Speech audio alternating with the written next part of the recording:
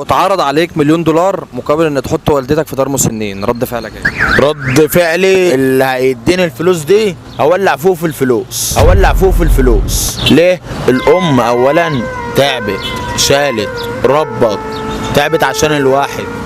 فيعني الام عمرها ما تتقارن باي فلوس مهما يكون. اقول لك على حاجه، الفلوس مش كل حاجه. انا ممكن ابقى مرتاح البال بس مش شاغلني الفلوس. الام عمرها ما تتقارن باي حاجه. طب انا اقول لك، تحط انت والدتك مقابل الفلوس اللي انت بتقول عليها؟ تحط انت والدتك مقابل الفلوس اللي انت بتقول عليها؟ لو كنوز الدنيا كلها عمري. بس هو ده نفس الرد بتاعي ان شاء الله. تسلم يا غالي. قلب اخوك يا حاج. السلام عليكم. السلام ورحمة الله. ازي حضرتك يا حاج، عامل ايه؟ الحمد لله رضا. دلوقتي السؤال يا حاج، لو اتعرض على حضرتك مليون دولار مقابل ان تحط والدتك في دار مسنين، رد فعلك ايه؟ لا مرضاش عمري، أنا فلاح. ما أنا أشيلها في عينيا. صح. اكيد. أشيلها في عينيا دمي. اكيد.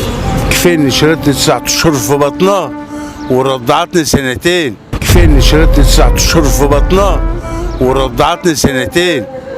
كفاية عليا دي. يا ريتها عايشة كنت شلتها على دماغي. الله يرحمه. توفت الحمد لله. راجل فقير بس امي كنت شايلها في عينيها لحد ما ماتت. والدي الله يرحمه. الله يرحمه. يا بركة دعاء الوالدين.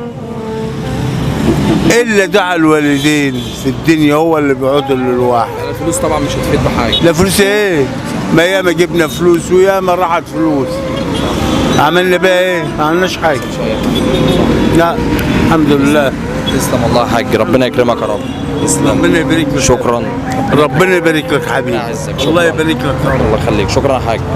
الرسول صلى الله عليه وسلم قال الجنة تحت أقدام الأمهات. السؤال هنا، لو الجنة تحت رجل والدتك تتخيل فيها فوق راسها، يعني مفيش حاجة هتعوض. ربنا بيرزقك إن هي بتدعي لك، هي بتدعي لك، فدي رزقك. أنت فاهمني؟ فهو أصلك لو والدتك أو والدك مات، ملك الموت بيندهلك بيقول لك اللي كان بيرزقك ربنا بسببهم راح. اللي كان بيرزقك ربنا بسببهم راح. الرسول عليه السلام قال لك يعني قد خاب وخسر من وجد أباه وأمه عايشان ولم يدخل بهم الجنة. يعني ازاي هم لسه عايشين وانت ما دخلتش بهم الجنة؟ انت خسرت الدنيا كلها. فما فيش حاجة هتعوض. لو اتعرض عليك مليون دولار مقابل ان تحط والدتك في دار مسنين، رد فعلك ايه؟ مليون دولار ايه وفلوس الدنيا ايه تسوى دعوتها ليك انت بس كده اما كنت تعبان ولا حاجه وهي اللي بتدور عليك؟ ده الدعوه لوحدها وانت تبص لها بس بصه كده وترضى عنك وتقول انا روح انا راضي عنك يا ابني، دي بالدنيا كلها. امي لو زعلانه مني انا ابقى زعلان. فلوس طالما الواحد ربنا مديله شويه صحه وبيقدر يمشي الدنيا ويشتغل وياكل لقمه حلال، خلاص خلصت الحكايه. ده رضا قوي من عند ربنا، والام دي مش هتتعوض. سيبك بقى من حكايه ايه اي حد، ما هواش كلام، لا ده حقيقه.